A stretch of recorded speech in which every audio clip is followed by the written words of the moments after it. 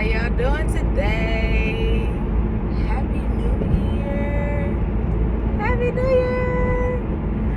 Yes, the new year has finally approached. And what did my new year look like? I did absolutely nothing but stay home, make black-eyed peas, stewed tomatoes, and some red cabbage. And then the next morning, I took a very strong self-care devotion moment for myself. I felt intrigued to do that because this is a new year, new me, right? And I went and I looked back at a lot of my older history in life, and I've noticed how far I've come from where I was 5 years ago and now. And I looked at it and I almost teared up. Like I'm very proud of the accomplishments that I've made now, even though I didn't see them, because again, slow progress is better than no progress at all, right? You know, I took my time and I dug deep to figure out what it was going to make me happy. And I'm still working on that too. Again, we're all a work in progress. But when I look back 5 years ago, I am definitely not the same person I was 5 years ago. Broken and just all over the place. You know, I'm definitely not the same person I was 2 years ago. I look back at my pictures. I was like, wow, like life has really changed for me, and I'm really blessed. So for the New Year day, I decided to do self-care. I did a colon hydrotherapy session. Yes, I do have one in my house where I do my own colonics. Yes, I did a colon hydrotherapy session for myself. After that, I did a nice little rinse off, because I don't like, you know, you clean your butt, you kind of want to look clean. So then I did a quick rinse off with some soap and water. I got in the sauna for about 45 minutes in the steam sauna. I added some beautiful herbs to it to help with breathing and things like that. So I did like mullein leaf, I did calendula, I did some lavender leaves, and I put a sprinkling of eucalyptus and some essential oils. And I put that in a little bottom piece, and I'll talk a little more about that. And I put it in a bowl, and I let that steam inside of the sauna. I stayed in there for about 30 minutes. And I asked God to continue to bless me on this journey. It hasn't been very easy for me at all. Sometimes I feel like the world was just raining all over me, but I continue to pray and have faith. And to this day, that's what I continue to do. Even when things aren't working out, I have faith, right? Faith the size of a damn mustard seed, because when I tell you, I be feeling like I be ready to give up sometimes. There's some part of me that just doesn't want it for myself. So I don't give up on what it is I desire or I want and for my life. And so far, so good. I'm so grateful. And I will forever be grateful for having God in my life and keeping me lifted in spirit, right? So after I got out of the sauna session, of course, you know, I had to take some feminine self-care. I did me a nice little yoni steam. Created a beautiful blend for myself. I sat on that for about 20 minutes. And I enjoyed myself there. After that, I took me a beautiful spiritual bath, laced with Epsom salt and sea salt and herbs and positive affirmations and things like that. And I've closed my eyes. I have my candles going, and I just sat there and I just thanked God for even my challenges, and like my good and my bad. I thank God for what's to come for me. You know what I mean? I thank God for a lot of things, because I'm forever grateful for this crazy journey that I've had. Even when it's bad, I'm like, damn, like it taught me so much about humility. It's taught me so much about just knowing when people are supposed to be in your life versus people who aren't supposed to be in your life. And even sometimes it puts you in a cocoon to work on yourself, which is cool too. As long as you're not disrespecting people, right? Or you're being fair in your conversation as to why you choose that cocoon. You don't even have to do that, but it's more of a, am I respecting myself? Am I growing? Am I doing the right thing for me? When I look at myself and I look at my life, is that something that, you know, God worthy? Like, is it something that I'm proud of? When I look at my life, am I proud of what I'm doing? If I'm doing things that I shouldn't be doing, how do I release the things that hold and bond me together, the things that I shouldn't be involved in or doing or whatever it is? You know, how do we make magic happen when there's no magic happening in the current situations that you're in? So a lot of thought there. Like, how do you create that life that you really want for yourself? And I think a lot of times we tend to make life decisions to not harm or hurt other people. We make life decisions that's not based off of our own greater good, but the whole overall outside of the source of who you are, right? And I had to learn, like, your happiness is your birthright. Don't ever sit around here allowing people to manipulate things for you. Like, I can give you a great example of that is, I wanted my happiness, but when I was in a stuck situation at home with in Atlanta, I had to make the decision to let go of that family dynamic that I wanted so bad for myself. I had to learn to let that go to find happiness. And I think the biggest part is when I thought about my child, I said to myself, he doesn't see it now, but if I continue to stay in something that I'm genuinely not happy in, he's going to see that mommy's not happy, and it's going to affect him and this relationship that I'm not happy in. So I chose to do what was best for me and remove myself from something that I wasn't happy in. And even though it took me time to get to a place of real, true happiness, have now found that happiness. And that is because I was obedient to God.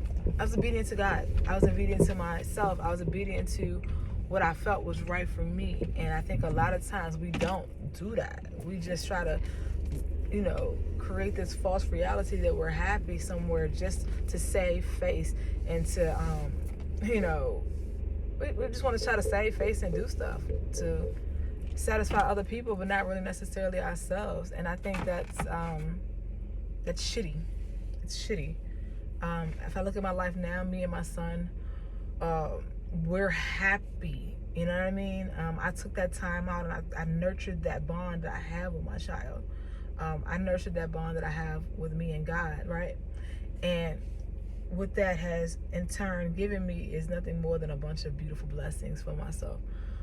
Shit might not be perfect, but I know deep down inside that I am blessed. And that right there is enough for me, that I didn't settle for what I didn't want. I didn't choose cohesiveness to keep things together and be miserable. You know what I'm saying? I didn't choose to continue to be around people who don't really nurture the happiness that I want inside of myself. Like, at what point do people try to, control a situation to keep you unhappy, and they know your happiest space is being somewhere else, or being doing whatever it is you choose to do for you, right? When people are unhappy with that, they're not your people, right? They're not your people. Like, I'm gonna tell you that right now from personal experience, because I've been there, man. I don't think it's cool for people to try to manipulate your birthrights. So this year is about me not ever doing that again. When I want something, I'm gonna go for it. I don't care about your opinion. Thank you for your opinion, but I don't really have to listen to you. And I think a lot of times people really get caught up in that, oh, well, you shouldn't do this, and oh, you shouldn't do that. And then when you do the opposite against the grain because they gave you that opinion, then they're forcing you to be bent at their will because they want you to do what they want you to do. I'm not doing that shit no more. Like, I am not doing that no more. What makes Brandy happy, right? I'm not. And what's for the best interest of me? And that's sometimes people will use finances so bad. People will use what they do for you so bad. Like, nah, I do stuff too, so I know I'm an equal give and taker. So if I gotta feel like someone is using a manipulation tactic to keep me, grounded in whatever they want for me, I'm not about to do that with nobody this year. I'm not doing it no more. I've learned to find grace in myself and happiness in myself and peace within myself without trying to harm nobody. And if somebody's trying to harm you in the process, that ain't your people. You know how many times I've gone through that? You make decisions for yourself and people will rage out or try to manipulate or control something with finances whether it be like things you're doing together with people, whatever the case may be. It's some wicked ass people out here, and one thing I'm not about to do is sacrifice my happiness for nobody because they not getting their way. I give up on that, and you'll never in your life see me over here sacrificing myself for the betterment of somebody else. And my thing is, even with my son, like, yeah, it's certain stuff. Yeah, it might some things might disappoint, like my kid or whatever. But the best thing for your kid is for your kid to see you happy. They'll get well over that shit. Like, you don't have to do stuff for the kids, man, or the kid. Like, for me, it's a kid and dog, right? You don't have to do things to make other people happy outside of yourself. And I'm never doing that again. That's my New Year's resolution, to find my happiness, my peace, my grinding. I ain't trying to be out here harming nobody, but what I'm not going to do is harm myself for the betterment of you. So, like, that's the one thing I learned this year not to do. And I refuse to settle for what's not my birthright.